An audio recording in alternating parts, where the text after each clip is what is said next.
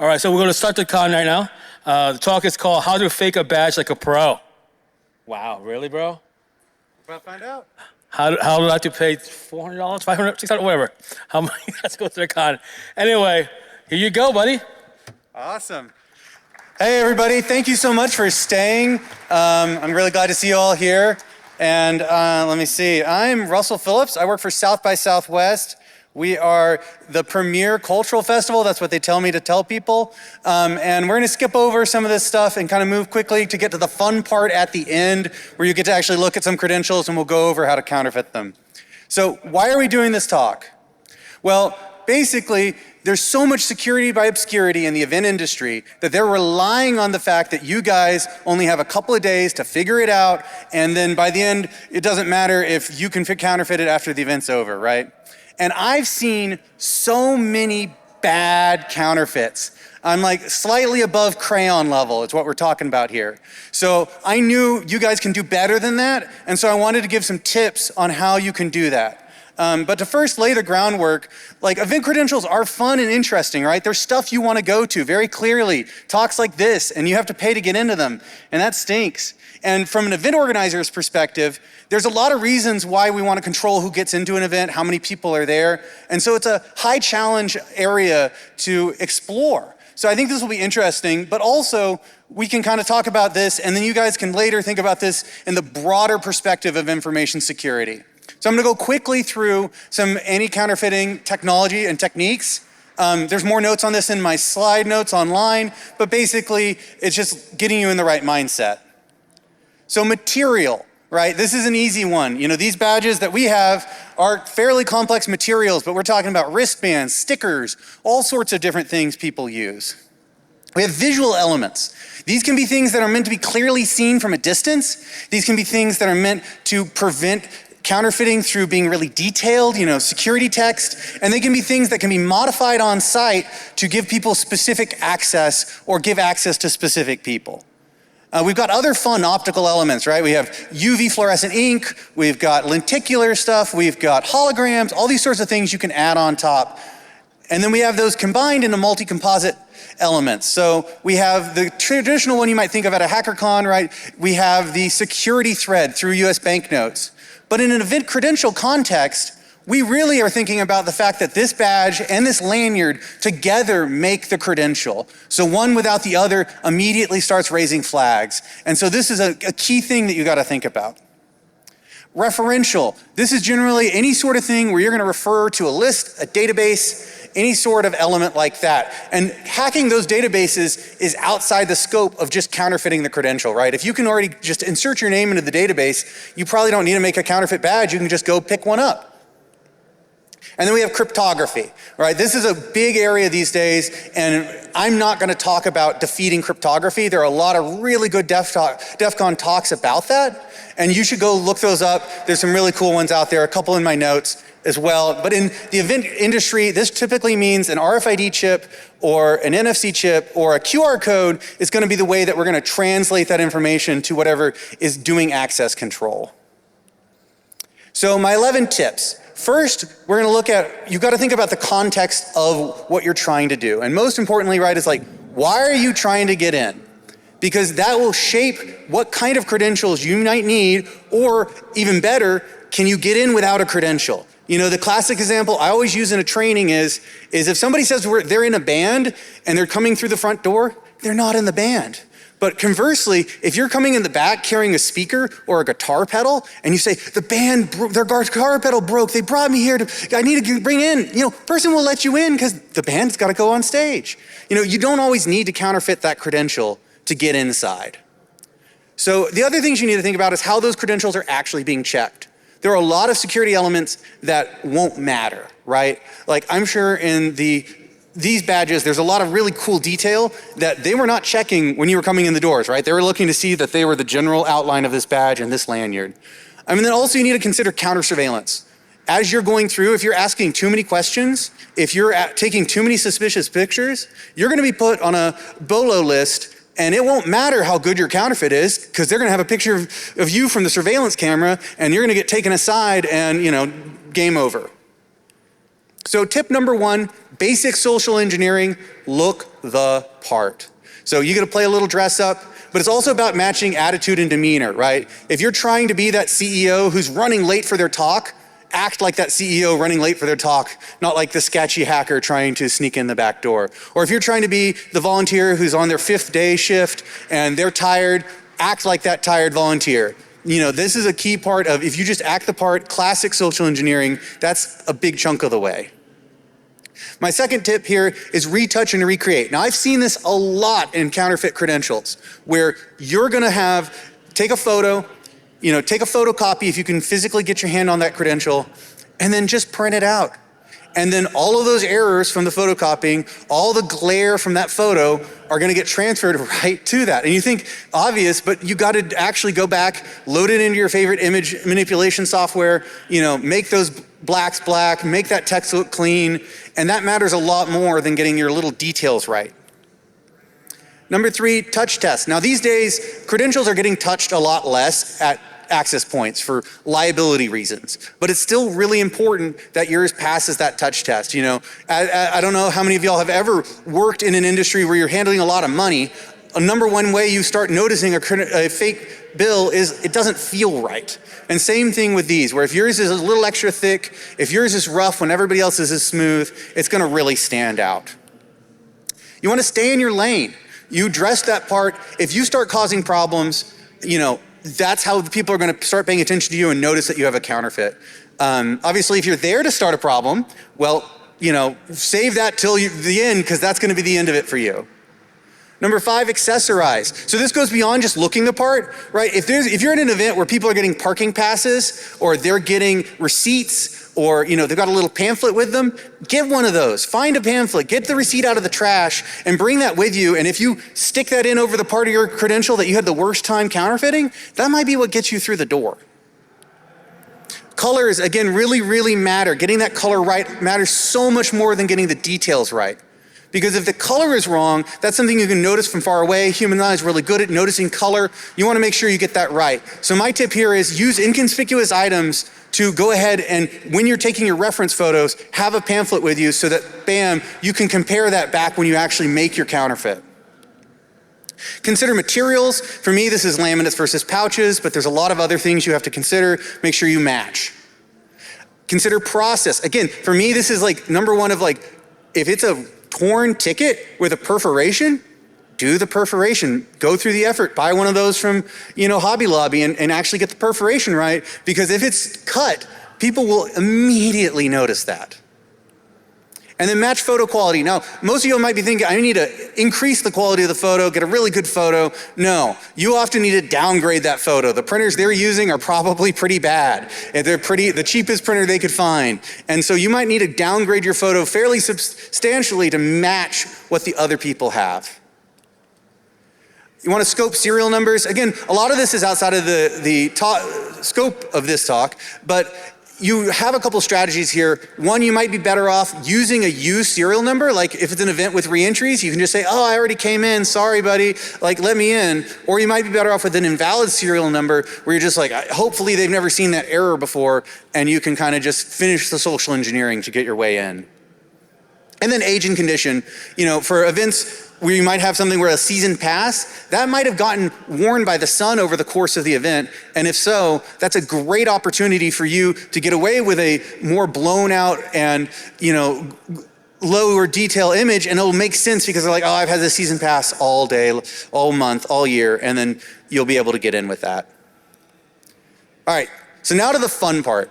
I've got 5 examples of credentials through history, and instead of boring you guys with a bunch of regular credentials from some sort of conference, I went ahead and get some interesting ones to review. I actually have these with me, so if you want to talk more about this after the talk, please come up and see me. I'm happy to show and tell.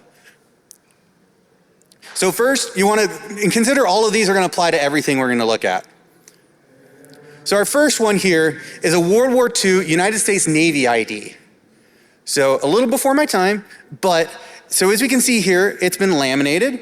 It's got a lot of printed elements. It's got some typewriter elements that have been added on as well, a couple of signatures, and that photo. As we flip it over here, we can see that there are the thumbprints on the back. Now, if you're counterfeiting this, that's great. You've got your own thumbs That's an element you can immediately do.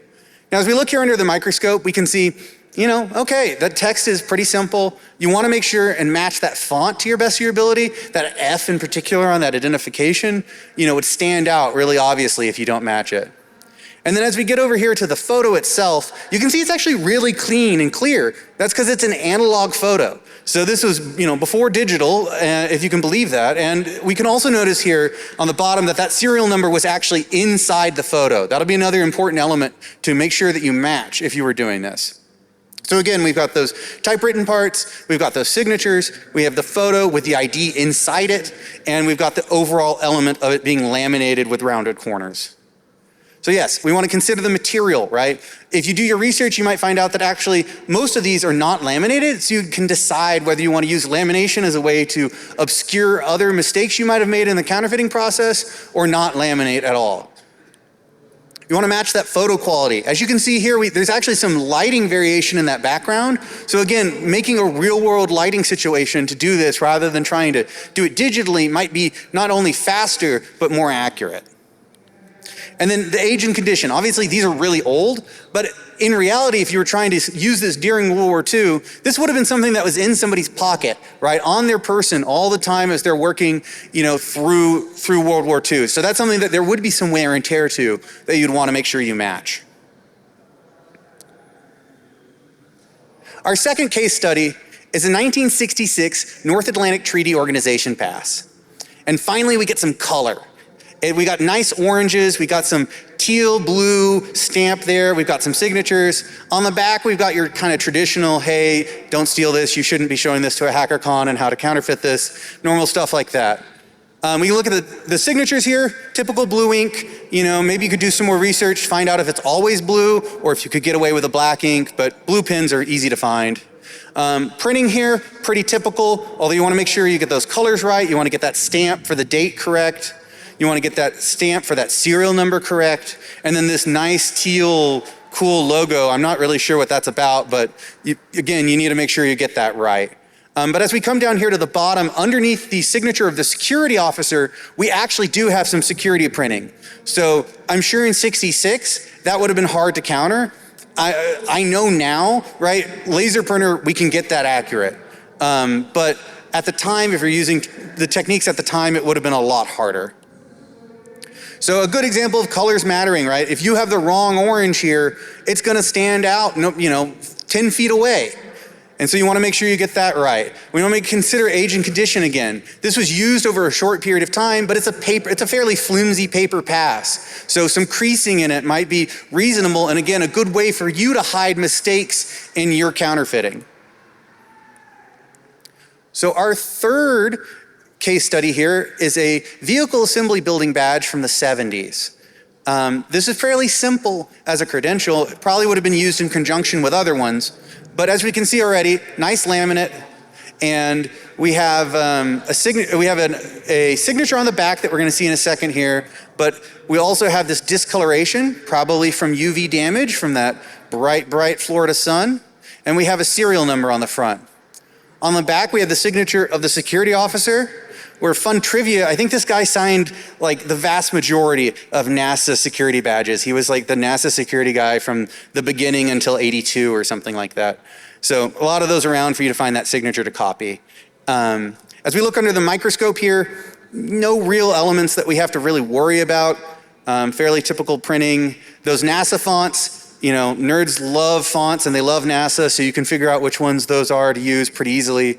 So the main elements you got to think about here are that coloration, that's discoloration if you're going to do that serial number, and that signature on the back.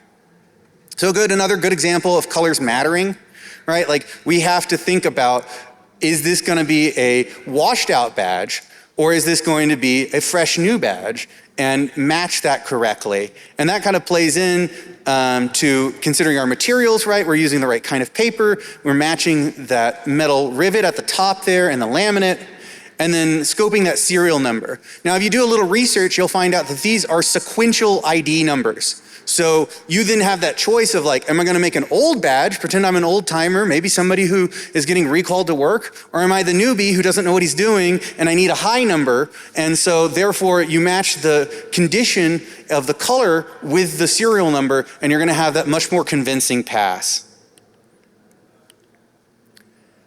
And next up, we're going to have a 2012 NFL ticket. So immediately, we get some real full color printing. You know, we're in the modern era. We have a barcode. We've got some seat information. And you could kind of see from the glare that it's actually embossed with the shape of the player. My technique for this, I would probably get some Sculpey, some clay, maybe if you're a whittler, do a little whittling, and then just get a mallet and bang your counterfeit down on top of it. And that would be the way that I would try to counterfeit that embossing there. And this is a good example of when you want to think about that ticket number. Now, as we look under the UV, wow, we've got a little UV square there. That would be really essential to get right because that is almost certainly one of the quick ways that they're checking tickets as they're coming in, right? Is just, does it fluoresce under UV light? Under the microscope here, we can see, yeah, that's some nice embossing, looks really good, really shiny.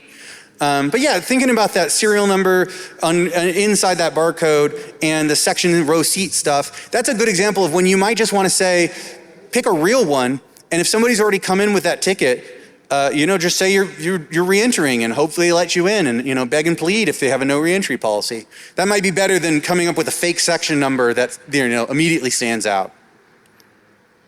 So again, a really good example of why you have to retouch and recreate this stuff. If I just printed out this, that we know that's a uniform black behind those numbers there, but it looks, the glare makes it look wrong. And I see this, people don't do that. Just go ahead, open up GIMP, open up Photoshop, and just color it in with black. It's a little nice, relaxing activity. Colors matter a lot. Here's another good example of that. And again, consider process, really, truly, like if you're trying to pass off a badge that's supposed to be perforated, something that's supposed to have that, and you don't have it, they're gonna immediately notice because it's gonna not pass that touch test. And our final one from 2023, a Mid-Autumn Festival ticket. Bam, we've already got some fancy stuff. We've got a transparent window, we've got some foil, we've got some nice color printing, and we had a serial number on the other side. We'll look back at that again in a minute. But as you can see, it's really fancy. Now, I'm actually not sure if this is a real ticket or a anti-counterfeiting technology demo ticket, but either way, it's perfect for our purposes here. So we're gonna have lots of these elements that you're gonna have to get right. And then adding the complexity on top of that, it has a number of UV fluorescent ink elements. So we have those symbols down there on the bottom, which fluoresce in this nice red. I've not seen that too much. And then we have the nice red sun also fluorescing really well. And not just that, but on the back we've got this high detail flower and the symbols and words on Happy Mid-Autumn Day. So, and you can see also there on the left that serial number that you'll have to consider as well. As we look under the backlit microscope, you can see what you could tell if you had it in your hands, which is that this is not paper, but plastic. It's very, very thin. Luckily, this printing is actually not that high quality, so you don't have to worry about really fine print detail elements that your printer can't do. But it's still a lot of elements that you would have to recreate and ensure are matched correctly overall.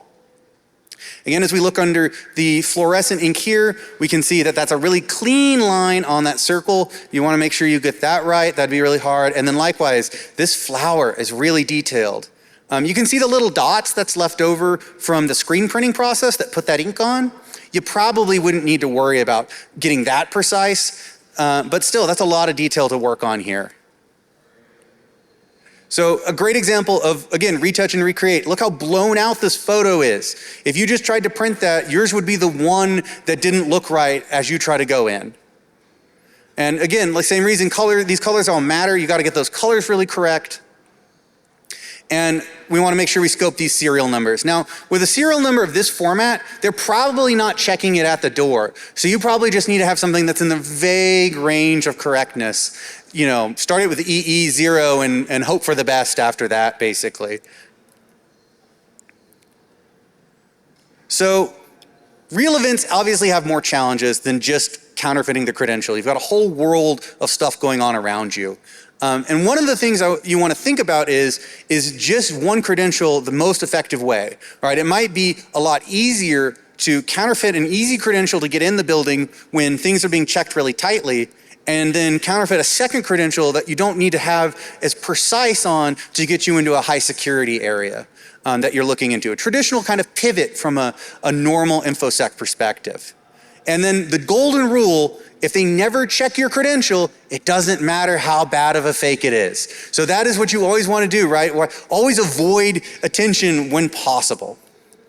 And this, again, applies broadly to InfoSec and security space in general, right? We have to think about the people involved, the people who are using these credentials, the attendees, and the people checking it. Then those people apply processes, be they the physical process of creating these credentials or the rules for checking them and the rules for dealing with attendees that are in violation of those. And then those all build together to create systems of human, physical, social, and digital systems that are built of all those elements. And that's how you're navigating your way across them to the point that you want through the weaknesses that are the easiest to exploit. That's the same in InfoSec, that's the same in event security. It's all about thinking about those systems and thinking about the processes and the people at play.